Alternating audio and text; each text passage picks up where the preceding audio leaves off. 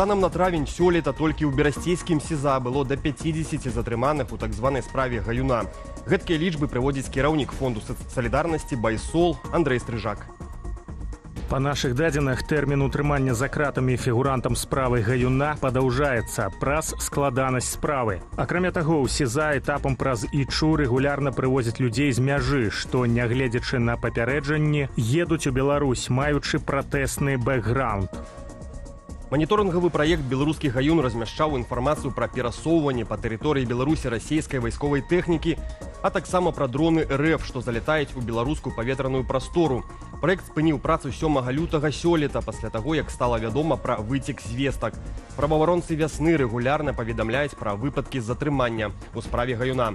На сярэдзіну ліпеня вядома як мінімум пра 26 асобаў, якіх вінавацяць у супрацы з Гаюном. Прайшло ўжо як мінімум 6 судоў, зрэшты лічба затрыманых можа быць значна большую. Як паведамляе праваабарончы цэнтр «Вясна», у Беларусі пачынаюцца масавыя суды ў справе дваровых чатаў. Летась восенню ва ўсіх рэгіёнах краіны прайшлі ператрусы. Паводле версіі следства, дваровыя чаты нібыта спрабавалі аб'яднацца ў арганізацыю. У тыя ж дні КДБ прызнаў так званым экстрэмісцкім фармаваннем ініцыятыву «Ордэн», у якую ўваходзяць дваровыя чаты «Вольныя ваўкі», «Вілія», «Злыя ногцікі», «Навагрудскія партызаны», «Сухарева» ды іншыя.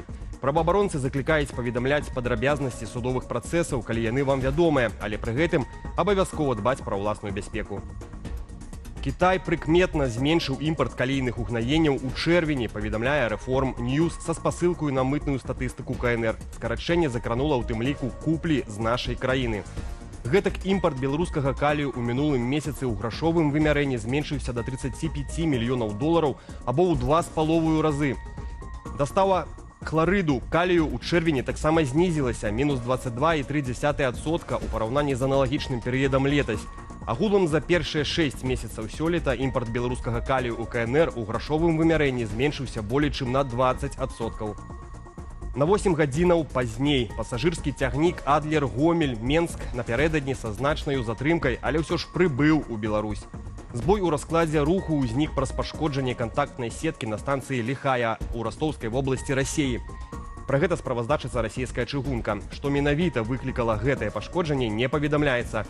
Пры гэтым агенцтва ТАСС назвала прычыну пашкоджання падзення аскепкаў БПЛА. Расія ўначы зноў нанесла камбінаваны ўдар па ўкраіне дронамі і ракетамі рознага базавання. У шэрагу рэгіёнаў прагрымелі выбухі.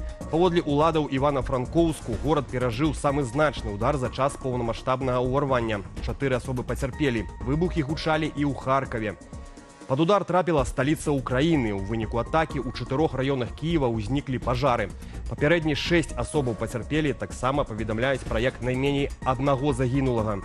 Чарговы раз пашкоджаная наземная частка станцыі метро Лук'янаўская, у той час, калі пад зямлёю хаваліся людзі. Станцыя не будзе працаваць на ўваход і выхад. Гучала паветраная трывога і ў Расіі. Уначы Ростаўскую вобласць атакавалі дроны.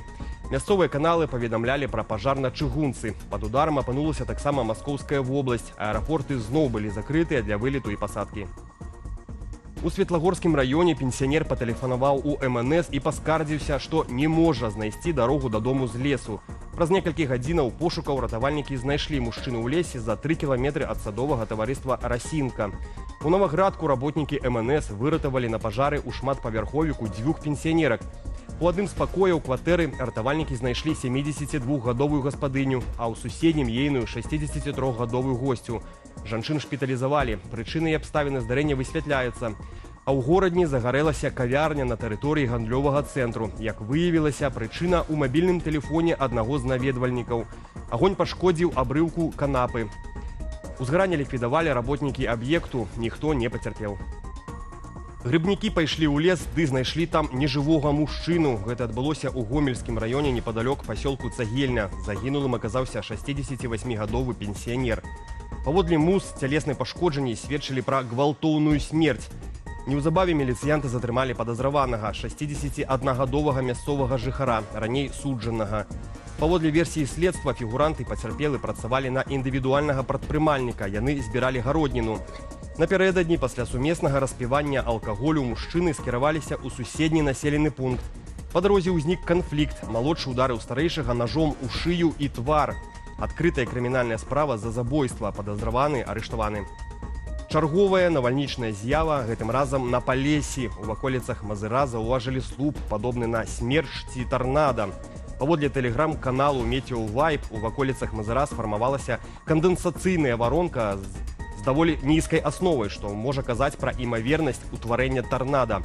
Падобныя навальнічныя з'явы ўсё часцей назіраецца ў Беларусі. Гэтак 15 ліпеня смерч бачылі ў ваколіцах Менску. Як нараджаецца дождж і навальніца, тэлеграм-канал Метео Вайб апублікаваў відэа, як над сталічным рэгіёнам пачынаюць расці кучава-дажджавыя хмары, што паступова вядзе да ападкаў і ўтварэння навальнічнай ячэйкі. Глядзім без каментара.